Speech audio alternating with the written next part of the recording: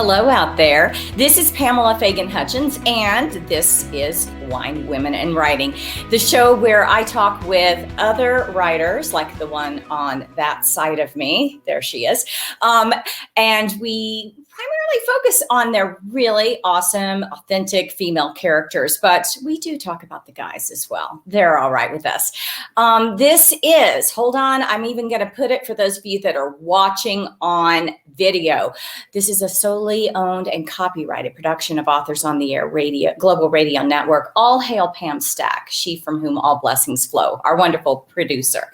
If you want to watch past shows, if you want to prepare for upcoming shows, if you did this and prepared for Changing the Rules by Catherine Bybee, you're ready for today, go out and check the page on my website for the podcast. And that's where you'll find all of the good stuff, including my new release, Snaggletooth. If you haven't picked up Snaggletooth, it won't hurt my feelings if you do. Enough of that. Let's talk about the good stuff. The good stuff today is Catherine Bybee. Welcome to the show, Catherine. Hey, this reminds me of what was the show? Was it the where they had all of the dots where the, oh my gosh, I'm losing it. It wasn't the Brady Bunch. Brady Bunch. Was it the Brady Bunch? It was the Brady Bunch. Brady Bunch had it, and then there was a celebrity show. It was a game show. Yes. Yes. Yes. I don't remember that one either. But yeah, so as you can tell, Catherine and I are not on East Coast time. It is 9 o'clock in the morning where I am. What about you, Catherine? 8 o'clock in the morning where I am. And I'm a diva. I'm not even out of bed at this point. We confessed to each other that we're not actually 100% appropriately dressed for prime time right now. I am in my pajama pants. I will not. There we go. Yoga pants on. And we're just lucky that both of us have our coffee and that we're alert. Cool. So are you on a writing deadline right now? Are you? No, I'm actually right in between. I just finished up dev edits on the third book in this series, and I'm about ready to start and dive into a new series. So I'm actually in between books. So I'm in forever. That's nice. It's like a vacation. But do you find that you immediately are thinking, okay, enough vacation, time to start the next book? I'm usually thinking that about halfway through the book I'm writing. So that's kind of how the characters in my head start talking, and it's a little bipolar. Gets a little confusing, gets a little stressful. So now this series, and we're here talking today about this, which is for you, a new series. So can you give us the elevator pitch? Can you kick it off for us? The elevator pitch is, this is a little bit of why this happened is because COVID hit and I was watching a lot of reruns. And so there was a little 21 Jump Street meets Charlie's Angels. I love it. Right. And so that's my elevator pitch. This is 21 Jump Street meets Charlie's Angels meets Catherine Bybee meets COVID, because you're stuck watching all that. Right. And then you throw in, I've had two very successful series that I just couldn't, I don't like to let my characters die. So when you read the Weekday Brides series, there's some characters that just kind of fall in love and I can't let them go. And then they fall into the Weekday Bride, or from the Weekday Brides, they go into the First Wives series. And then there was a couple of characters that were like, I need to write their stories, but those series were done and dusted, and now it was time to start into some new ones. So that's how it all kind of evolved. Yeah, it sounds like it was quite a plan. It wasn't really a plan. It was just like, do this. And so that's just how it happened. And are you a planner? Are you a pantser? 100% pantser. You just let those characters come and do a takeover and Yeah. Someone I heard just recently, I don't write any farther than the headlights of my car. That's nice. Yeah, I like that. Okay, well, that's very true. I really don't. Sometimes I'll see the ending, but not very often. Some people are like, oh, I thought it was this person. I'm like, I did too. I thought that one was a bad guy. I'm like, I did too. Oh my God, it was so crazy. And then it wasn't them. So with this new series, the Richter Series, it's based around, well, here's the Charlie part, a security company that sends out these assignments for, in this case, here's the Angels part, this beautiful Claire, who is your 21 Jump Street character. Right. The 21 Jump Street element was because she was just young enough. And I liked it because Claire and Jax and a lot of these girls grew up, and they were in a Richter, which was a military style boarding school that was based in Germany, which came from and was brought up in the First Wives series. And I really, I never really flushed it out in the series, but I loved the concept of it. I had come up with it again on the fly while I was writing that series. And I realized that when I was writing that series, Richter, there is no such thing as a military style boarding school in Germany at post-World War. There is none, period, even to this day. I recommend and what my research had done. So I had made this clandestine, amazing, whatever thing that was underground. And so to make that, and so then when I put her in a American high school and gave her American experiences in an American high school, it was just great fun. And she's got this phenomenal brain, and not to diss on American public education, but the reality is European education is really superior. And especially when you throw in different languages. I mean, people take a second language early on, and I just blew it up. Like, they have 3 or 4 languages, which is not uncommon in Europe. So I just really went with that. You throw in some weapons and some special ops and what have you, and bada bing, bada boom. I just threw it out there. I love the idea too that you have these characters from a boarding school where they were younger, and now you've aged them up. And you're putting them back in school again. Yeah. So you get a little bit of a what would happen later, and you get a little bit of a, oh my gosh, what would happen if we threw them in American high school? Right. And so you've got all these different ways to play with Claire, and with her becoming more mature, with her falling in love when she's not supposed to be, because she's supposed to be a teenage girl. I actually loved that element, that she's a grown-up in love with her track coach, who has to pretend that she's not, because she's pretending to be a teenage girl.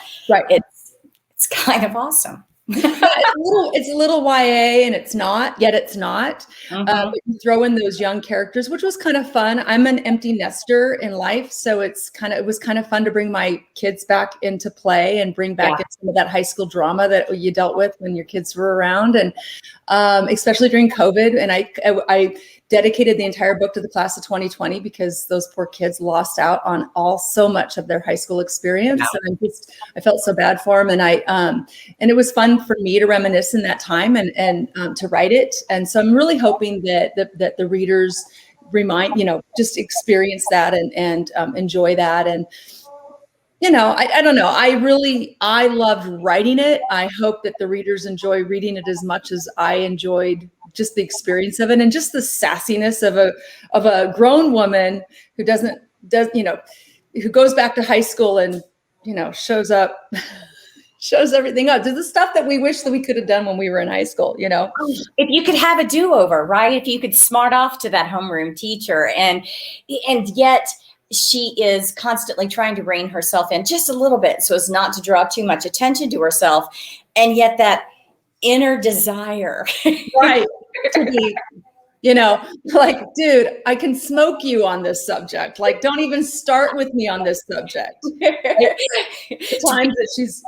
Yeah, to be that confident woman, to go back and rescue that teenage girl from the time when she didn't stick up for herself, Right. It's very cool. And at the same time, the very serious subject of human trafficking. And that was the twist, right? The twist of the whole thing. Because you have to have a reason that they really care enough to go through high school again, right? But what drew you to writing about human trafficking? Because that's a tough one. It's a very emotionally charged, current, awful topic. One of the things that I think that is true to my books is I try to put in something important in our life. I like to write about real life events that happen in our world. I like romance to be in that. I want to influx those things. Don't get me wrong. But I don't think that many of my books just have just the romance and maybe a misunderstanding that keeps the hero and the heroine apart. I don't care to really read that. I have read those books, and sometimes they're a great escape and I love them, and don't get me wrong, but I don't really write them very often. And in this case, I wanted to write a subject and make it, obviously I needed some espionage, because there's the element of the Charlie's Angels. And there had to be a reason, and it needed to be bigger than life, not bigger than life. I wanted it to be life. I made it bigger than life because I added a different element with the outside of just the local element, because the local element would be the local gang element that pulls in the human trafficking. I am literally 15 miles from the border of Mexico. I'm in San Diego, and there's a lot of human trafficking that comes across the border. That's right down here, but that gets pulled in or they get farmed out. There was a lot of research that I did right here. But the reason I think I pushed in human trafficking is because it's just not talked about. And it is so prevalent, and and people just don't understand how easy it is. It happens, and it happens because of the selfie generation, because of this, and this is a computer, and it's so easily, it can so easily screw up people's lives. So use it wisely, and parents, pay attention. It allows just anybody that your child comes into contact with, either online or not, to come into your home 24/7.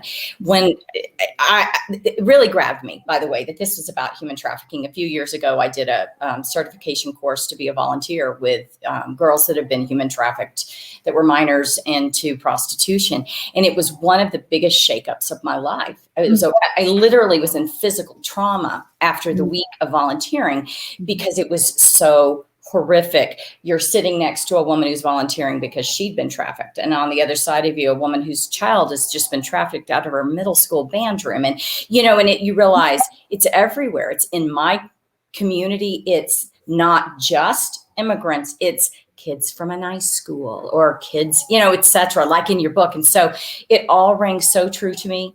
And I appreciated you tackling it, because you get involved with this topic. Right. It affects you. It makes you think. It's hard to write about.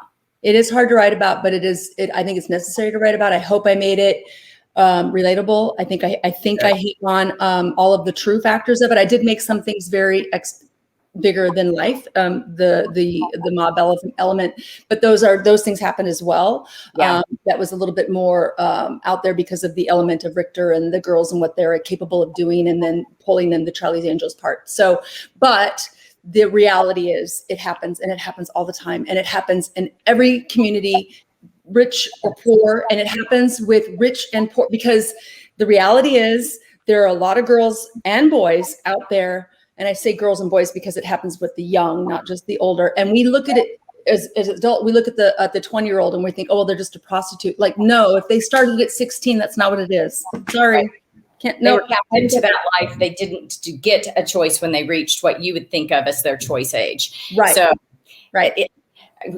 We could talk about this for like hours, and I would get really excited. And I do want to mention that you have a follow-up in the series that's coming out on its heels. So it's this summer, right? Right, July. Yeah, The Thin Disguise would be Olivia's book, who you just get a glimpse of. She's in the background. And of course, I won't want to give it away because it's a spoiler if I do, who her hero is. But there is the FBI agent and the assassin. What could possibly go wrong there? Nothing's perfect. How does that work? And then Max's book, of course, is the last one, which will come at the end of the year. And then, are you going to leave this series behind and move on to something else, or do you leave that ended open? Ended open. That works. Ended open, open-ended. That'll work. I left it open in case this series is one of those things where people start clamoring for. You never really know when the first book comes out if it's clamored for. I left it open. I could certainly continue. I can always continue a series if, in fact, it does that. I am going to start up a new series based here in San Diego, a little less espionage-y, so a little bit more family, a little, maybe some even deeper, not deeper subjects necessarily, but some family subjects that might pull in a different thought process, because I like those women's-y, fiction-y kind of stuff as well. So, and I like to dabble in two different series if I can, if my readership asks for it. So now, in looking back over all of the different series you've written, you've dabbled in more than just a couple of subjects. We've got shape shifters, time travelers, etc. And do you ever see yourself writing in any of those more fantastical type of spaces again? I would love to. If the world comes full circle, it's like anything. When you stop writing in those worlds, it's not because you don't want to write in those worlds. It's because the readership doesn't get you to pay your bills in those worlds. Exactly. The ugly reality of I'm a writer that has to eat. Yeah. I like food and I like to travel, and I like food and to travel in places that are expensive. So forgive me. Yeah, exactly. I have, there's a 6th book in a series that my readers have been begging for years. And I'm like, I want to write it. It's been a challenging few years for me personally. So I haven't had the opportunity, and I'm actually slowing down a little bit right now because I did the math. I've done 19 full-length novels in the last 6 years of my life. And in that 6 years, I've gotten a divorce, a fire, a flood, empty nest. My father's been ill. I've had a lot of personal trauma. Catherine deserves a little bit of a respite. I need my own little eat, pray, love year. Someone had said, there wasn't that much, sexy time in this last book. I'm like, Bybee is single, and 2020 was really hard to date. All right. I kind of forgot what it looked like. I don't really remember. It's been a while. And if it had been sexy, or it'd been just like taunting, like I know the rest of you were locked down and miserable, but right. My assistant's pregnant with her 6th child. I realized it wasn't all just non-fun and games for some of you. Me, on the other hand. Yeah, that's funny. And so the one that's coming after this, a little bit more women's fiction-y. This sounds fun to me, to be able to take it and saying, I'm going to do, espionage, thrillery, Charlie's Angels meets Jump Streak, and then I'm going to go and I'm going to do a little more Jodi Picoult-ish, and you just boom, boom. That's the way to do it. It is. If I can, and I've been pulling that off now for about 8-9 years, really, I guess maybe more like 10 years I've been writing this way. And I love it. Like, I remember the very first time I pitched more women's fiction to my publisher, and they're like, we don't know. And I'm like, I do. It's happy. It's on. Trilogy based in a small town in Oregon, and that is my Most Likely To series, and that is still on the charts. That still does really, really well, and my readers absolutely adore it. And mean that my friends that I based those books off of back in the days when you could label kids most likely to succeed, and most likely those books do incredibly well. So, yeah, let me do it. What's so now? Okay. Before I let you go, I was really, really intrigued, and I think that my listeners and viewers will be too, about what an interesting background your bio throws out there to tease us with, that you came to Southern California with a dream to wait tables. No, I'm kidding. That was my reality, not my dream. But you were seeking the Hollywood route, the film star, and right. Totally thespian. Yes. And then totally changed course and went into a caregiving, nursing. Yeah. Couldn't be more different, although not from waitressing, Yeah. Yeah. But did you enjoy your years in the medical field? Loved my years in the medical field. It really wasn't that hard of a transition. I really wanted to be an actress. I was an actress. I am an actress. You can tell that if you ever see me in front of a group of people. I love it. I love being on stage. I can sell ice to an Eskimo. I really can. I deliver a great story. I'm a great storyteller. So that doesn't stop. Even though I am not on stage in a role of somebody else's care, I do that in my work. So I still am that actress. I just put it on paper now. And then I did get hired waiting tables. And so I needed to get a job that was going to pay money. And I remember once I was teaching aerobics, and I was a weight loss counselor at Jenny Craig, and I was taking a CPR class, and someone said, you do that really well. You should go back to nursing school. And I'm like, what do they make? Okay, I'll go to nursing school. Kid you not. That's how I went to nursing school. So I went to nursing school, got my degree, went to nursing school, and then I spent the next 15 years of my life working in the ER, and then and got hurt on the job, and then I was like, I couldn't work. It was going to take 7 years and 2 surgeries to get better. And I'm sitting on my computer doing nothing, raising kids, but not working. And I just like, oh God, I can't do this. This is not who I am. And then I started writing and I'm like, maybe I could do this. Literally changed my career. Maybe she could. I failed to mention that she's been at the top of every bestseller chart that there is. I mean, if it's been invented, the Catherine's been at the top of it. So this whole moving around, amorphous between careers and genres, girl, it's working for you. I've always said, what's the worst thing that could happen? They can say no. Well, they're not going to say yes if I don't try. Exactly. I think that the worst thing that anybody can do is say no for them. There's going to be enough people out there that are going to say no for you. Say yes to yourself first. Yes. I love it. And that's how we're going to end that, because you couldn't have said anything better. That's going to be the blurb on this one. So thank you for being here. Let's do this again. Yeah, absolutely. It's fun. And I really enjoyed the book, by the way. I should have said that up front. So it was great. I loved it. And you guys will too out there. So you go out, grab yourself a copy of Changing the Rules by Catherine Bybee. It's the first book in her new Richter series. And there's going to be at least 2 more. So you're going to get the payoff. It's going to be good. And then after you've done that, that's your first assignment. Go out there, check out the past shows, be ready for our next show. Frankly, I haven't even looked it up yet. So sue me. Go look yourself and see who's on next. This is terrible. And and while you're out there, grab some of the Kindle Unlimited books that you can read to your heart's content, mine or somebody else's. And we'll check you back here in 2 weeks for the next episode of Wine, Women, and Writing. You guys read a good book. Bye, Catherine. Thank you.